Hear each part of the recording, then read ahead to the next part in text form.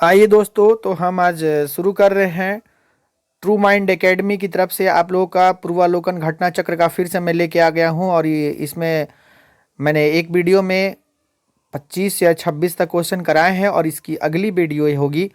तो चलिए शुरू करते हैं। तो इसमें देखिए क्या है। पहला क्वेश्चन आपके सामने ये रहा, जो इस प्रकार है कि ईस्ट इंडिया कंपनी की प्रथम फैक्ट्री स्थापित की गई थी। ईस्ट इंडिया कंपनी की प्रथम फैक्ट्री स्थापित की गई थी सूरत में। इसका सही आंसर हो जाएगा सूरत। इसका सही आंसर हो जाएगा सूरत। सूरत में स्थापित की गई थी, तो आप ध्यान रखिएगा इसको। अगला क्वेश्चन देखते हैं। निम्नलिखित में से किस अंग्रेज अधिकारी ने पुर्तगालियों को स्वाली के स्थान पर हराया था?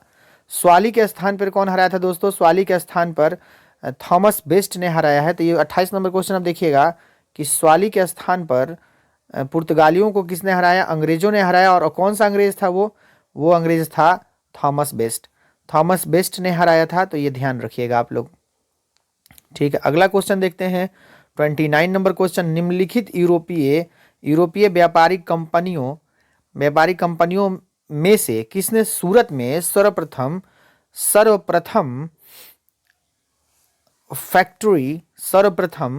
कारखाना या फैक्ट्री स्थापित किया था? अच्छा, मैं आपको यहाँ पे बताता चलूं कि आप यहाँ पे दो तीन चीजें नोटिस कर लीजिएगा कि कहीं कहीं आपको कारखाना मिलेगा, कहीं फैक्ट्री मिलेगा।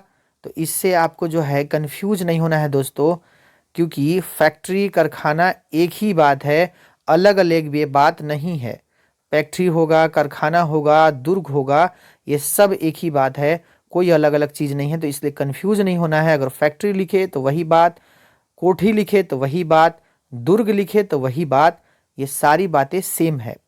ये कंफ्यूज करने के लिए आपको देते हैं, क्योंकि देखिए ऐसा होता था कि जब पुर्तगाली आए तो वो कोठी का इस्तेमाल किया करते थे, जब अंग्रेज आए तो इसको फैक्ट्री कहा, डच आए तो इसको जो है कोठी कहने लगे। तो इस तरह से जो जो लोग आए हैं यहाँ पे वो चेंज होता चला गया है। तो इस तरह से ये चीज़ है। ठीक है, तो चलिए हम इस क्वेश्चन को देख लेते हैं। 29 नंबर को, निम्नलिखित यूरोपीय व्यापारिक कंपनियों में से किसने सूरत में सर्वप्रथम अपना कारखाना लगाया था? तो इसका सही आंसर हो जाएगा दोस्तों बी, अंग्रेज। अंग्रेज लगाए थे 1611 ईस्वी में। 1611 में अस्थाई और 1613 में अस्थाई सूरत में उन्होंने लगाया था। ठीक है, तो ये ध्यान रखिएगा। ये कुछ है, तो आइए इसका डिस्क्रिप्शन कुछ देख लेते हैं। तो यहाँ देखिए दिया हुआ है कि यूरोप में व्यापारिक कंपनियों ने 1613 में जहांगीर ने अंग्रेजों को सूरत में अस्थाई फैक्ट्री लगाने की अनुमति दे दी थी। तो 1613 में इनका जो है अस्थाई है सूरत में, और 1611 में इसने मसूलीपट्टनम में लोग जो है पहली फैक्ट्री अस्थाई फैक्ट्री लगाए थे। तो ये ध्यान रखिएगा। आइए 30 नंबर क्वेश्चन देख लेते हैं। वर्ष 1613 में अंग्रेजी ईस्ट इंडिया कंपनी को कहाँ एक कारखाना या व्यापार स्थल स्थापित करने की अनुमति मिली? तो अभी अभी हमने पढ़ा है, तो इसका सही आंसर हो जाएगा सूरत। क्या हो जाएगा? सूरत। इसका सही आंसर हो जाएगा सूरत में इनको मिला था। ठीक है दोस्तों, सूरत में इनको मिला था 1613 ईस्वी में। आप ध्यान रखिएगा इसको। आइए आगे चलते हैं। 31 को देखते हैं क्वेश्चन। 31 आई थिंक इधर है, तो यहाँ देखते हैं। तो 31 नंबर क्वेश्चन देखते हैं। ईस्ट इंडिया कंपनी ने प्रारंभिक दौर में वेस्टर्न प्रेसिडेंसी कहाँ थी? वेस्टर्न प्रेसिडेंसी कहाँ थी, यानी वेस्टर्न प्रेसिडेंसी के बारे में बात कर रहा है, कहाँ थी? तो ऑब्वियस ही बात है कि ये सूरत होगा। इसका सही आंसर सूरत हो जाएगा। अगला देखते हैं। ब्रिटिश ईस्ट इंडिया कंपनी ने बम्बई किससे प्राप्त किया था? बम्बई किससे प्राप्त किया था? तो आपको ये इस क्वेश्चन को मैंने कराया था कि जो कैथरीन ब्रिगेंजा और चार्ल्स सेकंड, जो ईस्ट इंडिया कंपनी है या इंग्लैंड के जो थे वो चार्ल्स सेकंड थे, और पुर्तगाल की जो थी वो कैथरीन ब्रिगेंजा थी। तो पुर्तगालियों के पास बम्बई हुआ करता था, और जब इन दोनों का शादी हुआ तो पुर्तगालियों ने दहेज में अंग्रेजों को दिया था। ठीक है, तो वो अंग्रेज को चार्ल्स सेकंड को मिला, और चार्ल्स सेकंड ने 10 पाउंड के किराए पर ईस्ट इंडिया कंपनी यानी EIC को देकर वो इंग्लैंड लौट गए थे। तो ये कुछ कहानी है, तो यही क्वेश्चन है। तो यहाँ पे देखिएगा इसका सही आंसर हो जाएगा डी, यानी पुर्तगाली। 32 का डी, पुर्तगाली। ठीक है, अगला क्वेश्चन देखते हैं। 33 में देखिएगा निम्नलिखित में से किस वर्ष प्रयागराज यानी उत्तर प्रदेश के किले पर अंग्रेजों का अधिकार स्थापित हुआ? तो इसका आंसर हो जाएगा 1797 में अधिकार स्थापित हुआ था। अगला क्वेश्चन देखते हैं, ईस्ट इंडिया कंपनी ने किस अंग्रेज गवर्नर को औरंगजेब द्वारा भारत से निष्कासित किया गया है? भारत से निष्कासित किया गया, तो इसका सही answer sir John Childs, sir John Childs था, उसको निष्कासित किया गया था भारत से। ईस्ट इंडिया कंपनी के किस अंग्रेज गवर्नर को औरंगजेब द्वारा भारत से निष्कासित कर दिया गया? सर जॉन चाइल्ड्स के द्वारा, सर जॉन चाइल्ड्स को निष्कासित कर दिया औरंगजेब के द्वारा। अगला देखते हैं 35 नंबर, निम्नलिखित में से प्रथम कर्नाटक युद्ध कौन सा तत्कालिक कारण था? प्रथम कर्नाटक युद्ध का तात्कालिक कारण कौन सा था? तो दोस्तों ये हम देख लेंगे। तत्कालिक कारण अगर हम देखेंगे, देखिए प्रथम कर्नाटक युद्ध के दो कारण थे। एक मैं बात करूं तात्कालिक, तो तात्कालिक कारण तो वो था कि एक अंग्रेज अधिकारी ने पुर्तगाली के जहाज़ों को, यानी फ्रांसीसियों के जहाज़ों को, देखिए फ्रांसीसियों और अंग्रेज़ों के बीच में ये कर्नाटक युद्ध चल रहा था। तो फ्रांसीसियों की, यानी ये फ्रांसीसी हो गए और ये ईस्ट इंडिया कंपनी है, यानी अंग्रेज जो हैं ये फ्रांसीसी के जहाज को लूट लिए थे या उनको रोक दिया था। इस वजह से ये क्षेत्र में वो टेंशन्स बढ़े और दोनों के बीच में तनातनी हुआ। लेकिन इसका अगर मेन मुद्दा क्या था कि ऑस्ट्रिया का उत्तराधिकार का युद्ध था, लेकिन यहाँ पे तात्कालिक कारण पूछा गया है, तो इसको हम ये नहीं हो के इसका दो ऑप्शन और देख लेते हैं। तो उसमें क्या दिया हुआ है, कर्नाटक के राज अंग्रेजों द्वारा फ्रांसीसी जहाजों का अधिग्रहण, बिल्कुल सही है। और मैंने आपको पहले ही बताया कि अंग्रेजों के द्वारा भारतीय जहाजों का अधिग्रहण किया गया था, इसलिए तात्कालिक कारण इसका ये हो जाएगा। और अगर पूछ दे कि कारण क्या है, सिर्फ और सिर्फ कारण पूछे, तो आपका आंसर ये नहीं हो के ये हो जाएगा, अंग्रेजों और फ्रांसीस ऑस्ट्रिया के राजगद्दी का युद्ध। ऑस्ट्रिया एक देश है दोस्तों, और दोनों यानी अंग्रेज और फ्रांसीसी दोनों इस ऑस्ट्रिया को पाना चाहते थे और दोनों के बीच में प्रतिद्वंदिता चल रही थी, इसलिए ऐसा हुआ था। चलिए आगे चलते हैं, हम देखते हैं अगला क्वेश्चन। अगला क्वेश्चन यहाँ पे, कर्नाटक युद्ध किन किन के मध्य लड़ा गया? आगे क्वेश्चन तो देखिएगा, इसका सही आंसर अंग्रेज और फ्रांसीसी हो जाएगा, अंग्रेज और फ्रांसीसी। अगला देखते हैं, ये काफ़ी इंपॉर्टेंट क्वेश्चन है, आपको याद होना चाहिए ये। तो ये देखिएगा, मैं इसको ऐसे लगा देता हूँ ताकि आपको ऑप्शंस भी दिखे। तो देखिएगा इसका सही क्या होगा, इसका सही मिलान करने वाला है, तो मिलान करके देखते हैं क्या होगा। तो देखिएगा, प्रथम कर्नाटक युद्ध जो है, प्रथम कर्नाटक युद्ध किसके किसके बीच में हुआ है? तो प्रथम कर्नाटक युद्ध किस संधि से खत्म हुआ है? तो दोस्तों एक्सला सापेल की संधि से खत्म हुआ है। एक्सला सैपल या एक्सला चैपल की संधि बोलते हैं, एक्सला सैपल की संधि भी बोलते हैं।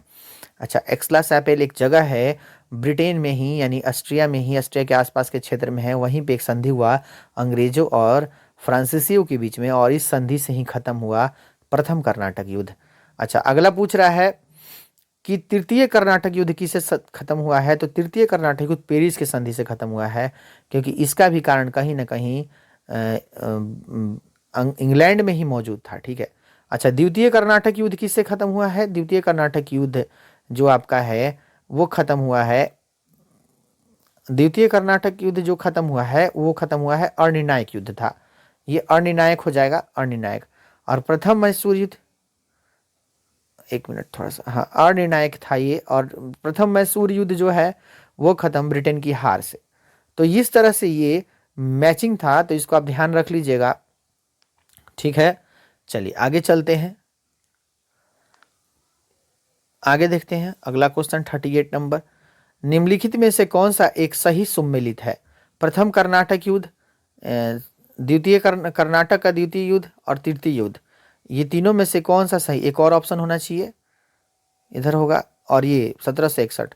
तो इसका यहाँ देख लेते हैं, उस क्वेश्चन को ना देख के यहाँ देख लेते हैं। इस बॉक्स को देखिएगा आप, थोड़ा सा मैं वो कर देता हूँ, इस बॉक्स को देखिएगा, इस बॉक्स में आप देखिए, प्रथम कर्नाटक युद्ध जो है 46 से 48 है, द्वितीय कर्नाटक युद्ध जो है 49 से 54 है, तृतीय कर्नाटक युद्ध जो है 58 से 63 है, पानीपत का तृतीय युद्ध 1761 है। तो इसको आप ध्यान रखिएगा। उल्लेखित है कि भारतीय, अंग्रेज और फ्रांसीसी के बीच लड़े गए कर्नाटक युद्ध के नाम जाना जाता है। ठीक है ना, ये बात आप समझ गए होंगे। आगे चलते हैं 39 नंबर क्वेश्चन। निम्नलिखित में से कौन सा प्रथम यूरोपीय व्यक्ति था जिसने भू क्षेत्र अर्जित करने के उद्देश्य से भारतीय राजाओं के झगड़ों में भाग लेने की नीति आरंभ की? अरे नन ऑफ दीज, कोई नहीं था, ये डुप्ले ही था वो व्यक्ति जिसने ऐसा शुरू किया। डुप्ले ही था वो, फ्रांसीसी गवर्नर डुप्ले। डुप्ले ने ही भू राजस्व अर्जित करने के उद्देश्य से भारतीय राजाओं में झगड़ा में भाग लेने का आरंभ किया। ये डुप्ले ही था। अगला देखते हैं 40 नंबर क्वेश्चन। 40 नंबर क्वेश्चन देखते हैं दोस्तों। 40 नंबर क्वेश्चन देखिए, भारत में फ्रांसीसी ने अपना सबसे पहला कारखाना निम्नलिखित स्थानों में से कहाँ लगाया? तो ये इन्होंने सूरत में लगाया था, अभी हमने पढ़ा था सूरत। ठीक है, आगे चलते हैं 41 देखिएगा। 41, फ्रांसीसी ईस्ट इंडिया कंपनी का स्थापना हुई थी। फ्रांसीसी ईस्ट इंडिया कंपनी की स्थापना कब हुई थी? लुई 14वें के शासनकाल में हुई थी। तो आप ध्यान रखिएगा, ये लुई 14वें के शासनकाल में हुआ है।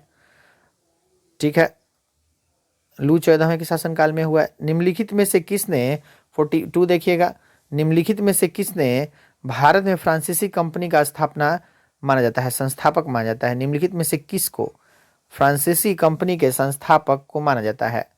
तो यहाँ इसका सही आंसर हो जाएगा कॉलवर्ट को। कॉलवर्ट को माना जाता है दोस्तों। कॉलवर्ट वह व्यक्ति है जिसे हम संस्थापक मानते हैं, भारत में फ्रांसीसी कंपनी का संस्थापक कॉलवर्ट। ठीक है, अगला देखते हैं 43, बंगाल में निम्नलिखित में से कौन सा कारखाना डचों ने स्थापित किया था? तो ये होगा बी और सी, यानी बी और सी, चिंसूरा और हुगली। चिंसूरा और हुगली दोनों इसका सही आंसर है। तो चिंसूरा को कब इन्होंने किया था? चिंसूरा को कब किया था? तो देख लेते हैं, आइए थोड़ा सा डिस्क्रिप्शन इसका देख लेते हैं। तो डिस्क्रिप्शन में देखेंगे हम कि कब इन्होंने किया है। तो 1627 में स्थापित किया। पहली बंगाल के पीपली में 27 किया डचों ने, पीपली में 1627 है। अच्छा, बंगाल में डचों ने 1635 में किया है और प्रारंभ किया 1665 में समय हुगली में फैक्ट्री स्थापित किया 1656 में। चिंसूरा में देखते हैं तो यहाँ संचालन फैक्ट्री स्थापित किया बंगाल के हुगली में, चिंसूरा में 1653 में। तो ये ध्यान रखिएगा आप लोग कि चिंसूरा में इन्होंने 1653, 1653 चिंसूरा हो जाएगा। 56 में जो है 1556 में इन्होंने जो है यहाँ पे लगाया, हुगली में लगाया है। तो इस तरह से है। आगे चलते हैं, अगला क्वेश्चन देखते हैं। डच ईस्ट इंडिया कंपनी ने किस वर्ष अपनी फैक्ट्री पटना में स्थापित की? बहुत ही अच्छा क्वेश्चन है। तो इसका सही आंसर 1632 हो जाएगा। पटना में इन्होंने 1632 में लगाया है। पटना में इन्होंने 1632 में लगाया है। तो ये ध्यान रखिएगा 1632 होगा इसका सही आंसर। आगे चलते हैं,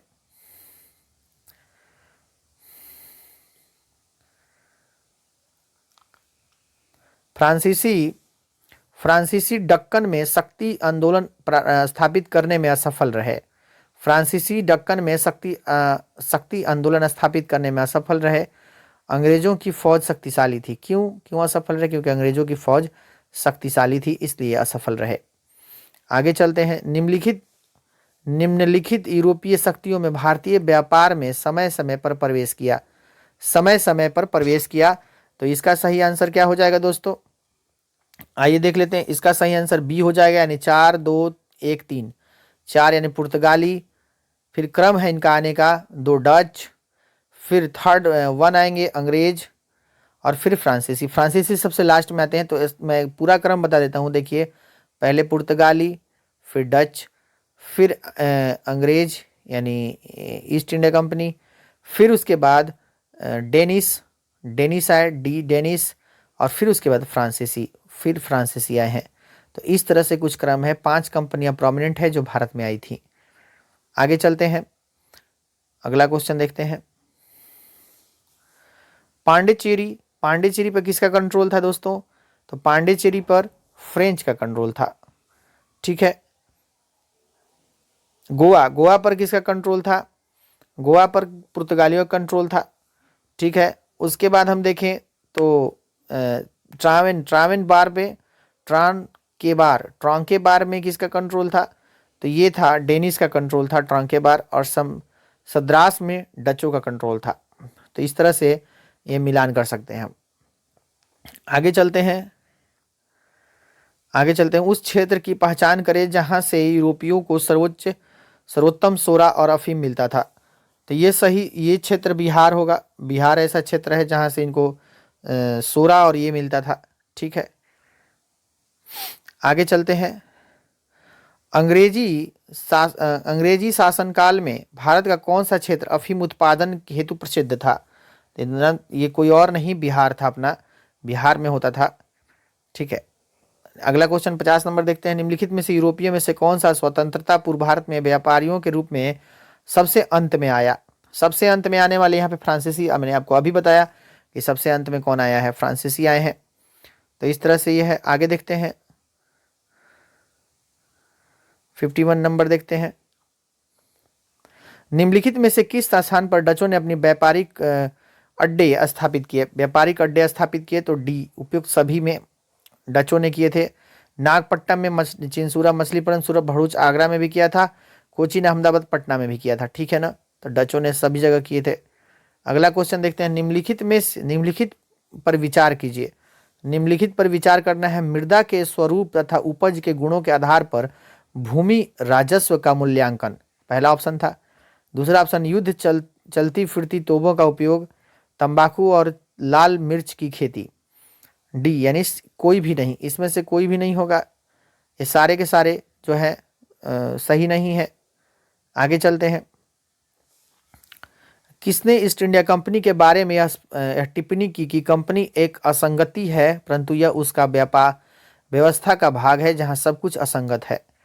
यह है टीबी मैकाले ने कहा था ये बात। ठीक है, अगला देखते हैं। अब यहाँ से ईस्ट इंडिया कंपनी और बंगाल, ईस्ट इंडिया कंपनी और बंगाल के नवाब। अब बंगाल के नवाब यहाँ से शुरू होंगे, तो हम इस वीडियो में इतना ही रखते हैं। अगले टॉपिक को मैंने एक ही वीडियो में इसको ख़त्म कर देंगे। और ट्रू माइंड एकेडमी, मैं थोड़ा सा आपको यहाँ पे ब्रीफ कर दूँ। ट्रू माइंड एकेडमी जो है, ट्रू माइंड एकेडमी जो है, एक कोर्स भी बना रही है, मतलब कोर्स भी हम लोग लाए हैं पॉलिटी का। जैसे एक वीडियो हमने डाला हुआ है, आप उसको देख लीजिएगा। और शाम को, मतलब अभी ये वीडियो अपलोड होगा और शाम को, आज ही शाम को एक और वीडियो आएगा जिसमें पॉलिटी के क्वेश्चंस कराए जाएंगे। जो हमने थ्योरी पढ़ाया है, नोट्स पढ़ाया है, उस मतलब बताया है आप लोग को, हमने पढ़ा था उस नोट्स के बारे में जो और क्वेश्चंस उससे रिलेटेड क्वेश्चंस होंगे, वो सारे क्वेश्चंस हम लेके आएंगे शाम को और उस क्वेश्चंस को हम लोग डिस्कस करेंगे। ठीक है, तो दोस्तों तैयार रहिएगा, शाम को पॉलिटी का वीडियो अपलोड होगा और हम लोग बहुत तेज़ी से आगे बढ़ेंगे। क्योंकि दोस्तों आपको पता ही होगा कि जो है अभी बीपीएससी अगस्त में होने वाला है और बीपीएससी को टारगेट करते हुए हम लोग बहुत ईमानदारी से बीपीएससी, हम करंट अफेयर्स का भी तुरंत ही वीडियो लेके आने वाले हैं। करंट अफेयर भी आप लोग को बहुत सीक्वेंस से पढ़ाएंगे और हमें जल्दी से जल्दी, देखिए, एक सीट हमें पक्का करना है, एक सीट हमें किसी भी तरीके से पक्का करना है। क्योंकि इस बार मौका है हमारे पास, क्योंकि इस बार आप भी समझ रहे होंगे कि चुनाव है, तमाम चीज़ें हैं और क्योंकि वैकेंसी इस बार अच्छी आने वाली है, 1000 प्लस वैकेंसी आएगी बीपीएससी में। तो आप इस बार कमर कस लीजिएगा, क्योंकि इस बार जो है चूकना नहीं है। इस बार किसी भी तरीके से 70वीं बीपीएससी आपको क्लियर करना है। तो आप लोग जो है मोटिवेट रहिएगा और कमेंट सेक्शन में बताइएगा और मैं आपके लिए बेहतर क्या कर सकता हूँ और कौन कौन सा बुक का आप रिव्यू देखना चाहते हैं। मैं उन सब का, बिहार स्पेशल का भी मैं इम्तियाज़ अहमद को कवर कराऊंगा, आपको इम्तियाज़ अहमद भी मैं पढ़वाऊंगा और पढ़ेंगे हम लोग साथ में मिलके।